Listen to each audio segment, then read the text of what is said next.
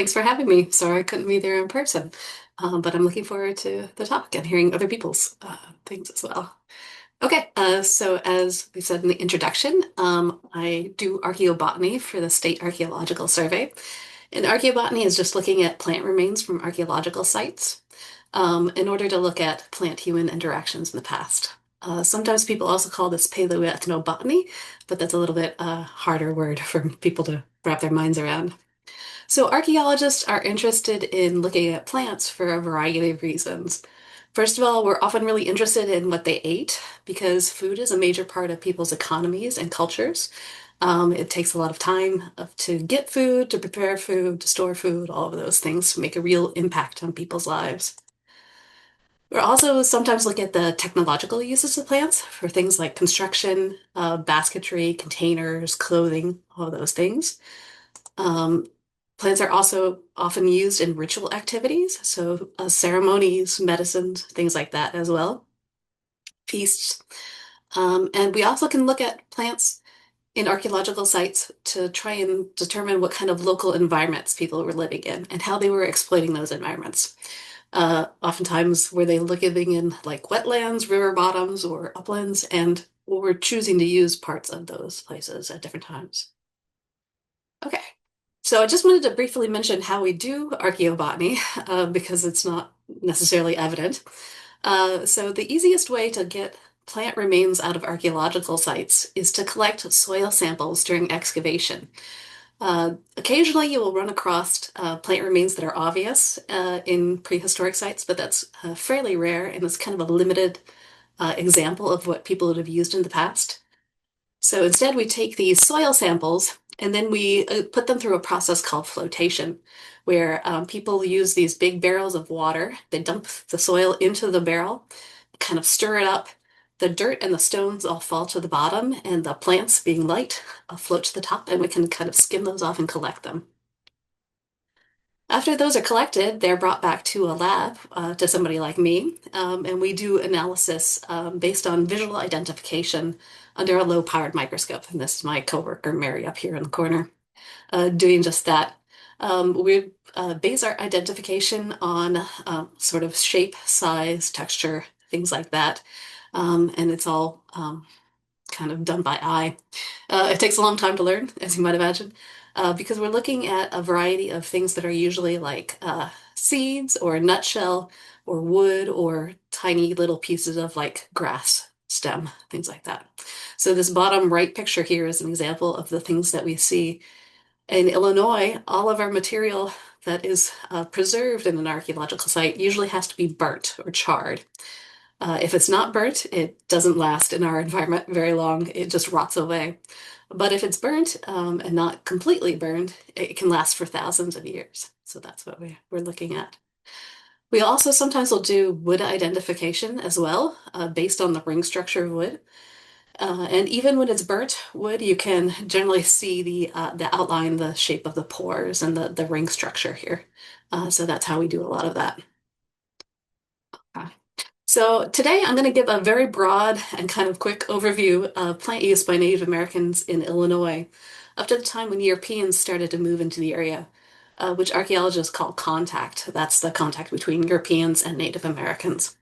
But if you're interested in Illinois archaeology in general, this book has just recently come out and is a good reference for what archaeology is like in Illinois. Okay, so the first people moved into Illinois about 12,500 to 11,000 years ago now, we believe. We don't necessarily know a lot about these people because the only artifacts that really remain from them are stone tools, mostly spearheads.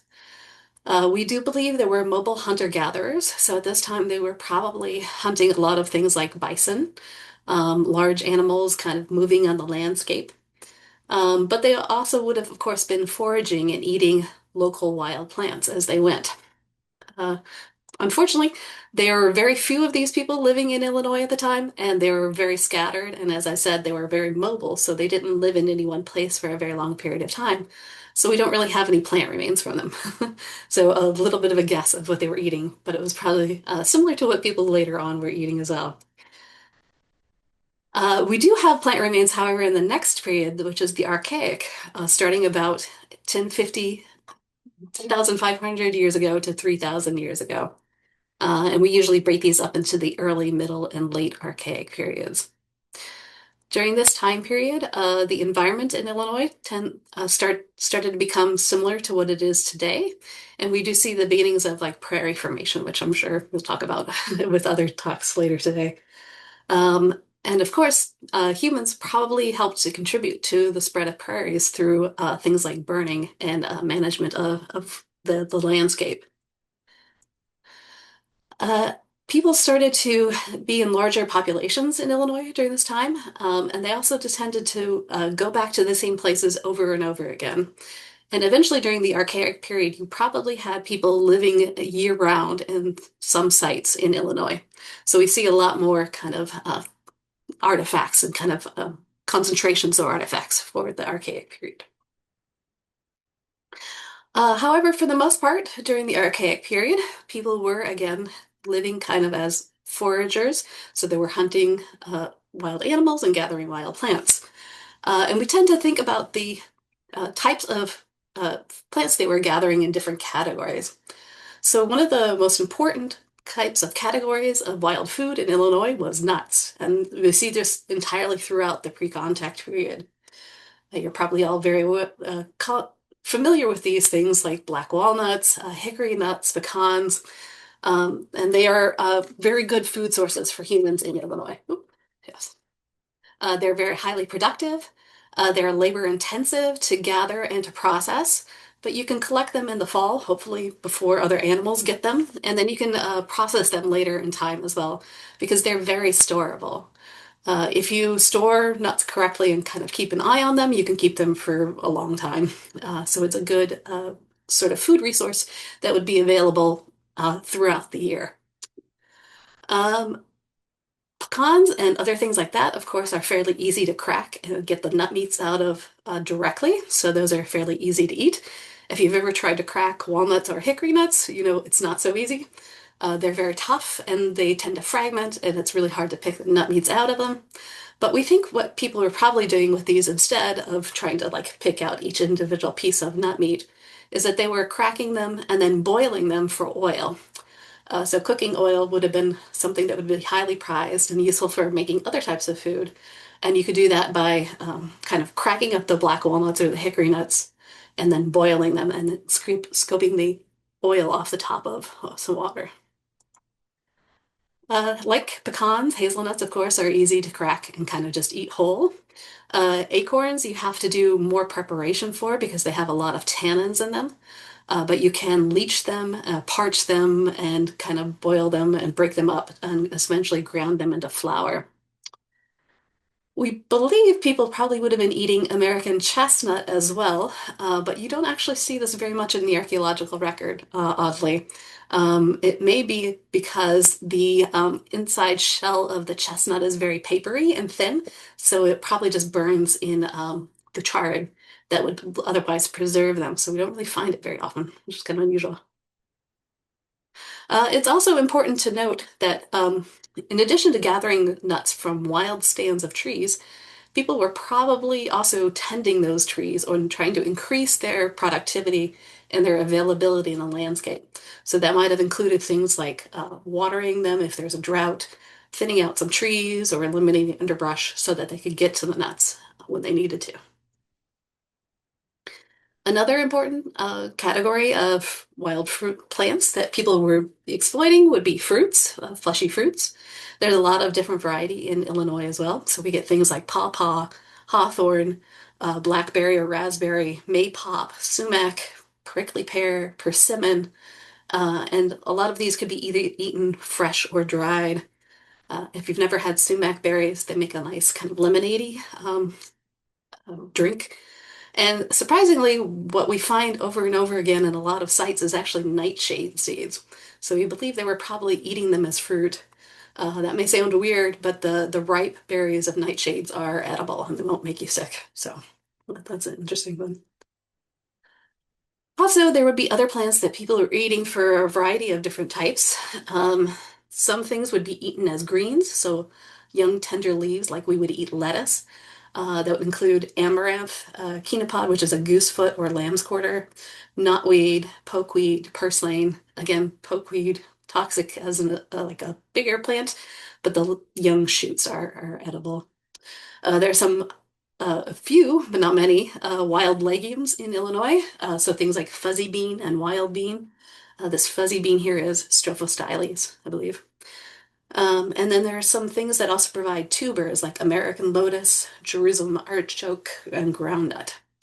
Uh, Tubers are another thing that we don't get very much of archaeologically because they tend to burn up and they become very amorphous and blobby in the archaeological record, so they're hard to find. Some of the plants were also used as sources of the seeds. The seeds would be the edible part. And we kind of talk about these as either grain seeds that are starchy or seeds that are oily. So there's some, and these are overlap with some of the plants that would be eaten as greens as well. So the chenopod, which is goosefoot, again, knotweed, amaranth, and then other things like little barley, maygrass, wild rice. And there are oil seeds, oil producing seeds like sunflower and sumpweed, a relative of sunflower that also produces an oil. And these seeds are interesting because they were actually cultivated by people and eventually domesticated starting in the late Archaic. So these are things that people were deliberately planting and genetically manipulating. And then the next period of that we see in Illinois is the woodland period. So this domestication process continued then, which is approximately 1000 BC to 12,000 AD, although it overlaps with some other periods that we'll talk about a little bit later, and also kind of varies around the country. So there are some parts of the American Southeast where the woodland is the last period until Europeans arrive. There's some notable technological developments also during the woodland period. So people start to develop pottery, which obviously influences their cooking and their storage quite a lot. And they also adopt the use of the bow and the arrow. Before this, people were using spears mostly for hunting. During this time, we also see the genetic changes in wild species that are native to Eastern North America that then become domesticated and become like agricultural crops. And we call these the Eastern Agricultural Complex. And I've listed the species here below. The first few are starchy ones, and then the sunflower and the sumpweed are oil-producing seeds. The way we can see domestication in the archaeological record is that there is definite change between wild varieties of these plants and domesticated varieties in physical changes that we can see.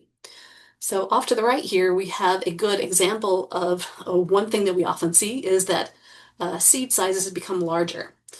So here we have a sumpweed on the top, sunflower in the middle, and then a squash on the bottom. And you can see the difference between the wild variety on the left and the domesticated variety on the right, where they get bigger. Bigger seeds means more food. So more food per plant is better for humans who are trying to eat these things. We also have other examples of things that changed in domestication. This is goosefoot the chenopod that I was talking about before. And on the left here, you can see this is a wild goosefoot. It has a fairly thick seed coat. But with domestication, that seed coat became thinner, which both reduced dormancy, so it would sprout quicker in a garden bed, which would be useful for humans, again, trying to plant these things. Also, this actually makes them less bitter as well, which is good for us and maybe a little bit of a side effect there. So those pieces were all, oh, yes, sorry. One other important change that we can see during domestication is a change in distribution. So we have maygrass here in Illinois as a domesticated crop, part of this agricultural complex. But if you know the species, Phalaris caroliniana, it is not native to Illinois. It is from the coastal regions of the southeast US. But we see it introduced during the woodland period, and it grows all over. People are really love that one. It seems like a very popular crop during the woodland period and later.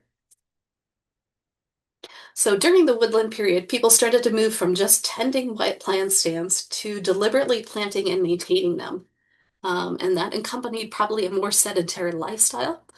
So people are living longer in one place and often revisiting the same place over and over again. But we think that they may have actually moved their villages entirely on a fairly regular basis, like every couple of decades. That's in part because we believe they were doing kind of slash and burn or swidden agriculture. This is the sort of agriculture where you open a field by chopping down trees, burning the area to kind of clear the undergrowth, and then tend it for a while until it became less productive, and then you would move to a new field. And I think we've seen cases where it seems like the entire village would just pick up after 20, 30 years, move to a new area, probably not that far away, and continue this process. All of these plants were probably multi-cropped, so they were grown together in a field, not monocropped like our agriculture does today. And at the same time, they're also still collecting all the wild plants that they collected before. So we don't see really a decrease in eating nuts and other wild fruits and stuff like that, even though they're growing more of their own food. So that kind of style of life continued for quite some time until the introduction of maize from Mesoamerica. There's maize here and the bottom of corn, which doesn't occur in Illinois until about 900 AD. Maize came to the area from Mexico, where it was domesticated, and then was introduced to the Southwest several thousand years ago before it came to Illinois. And then it was probably traded from the Southwest up to Illinois and the rest of the Midwest about 900 AD. And when it was, it seems like it was adopted into the already existing agricultural system here based on those Eastern agricultural crops. The next major period in archaeology in Illinois is the Mississippian period, which starts about a century and a half after maize shows up. And there's been a lot of speculation about the connection between the two, and it's still a very complicated question. But the Mississippian period lasts from about 1050 to 1400 AD. And you see large sites like Cahokia, which you're probably familiar with just east of St. Louis, start to pop up, large mound centers where a lot of people would have been living.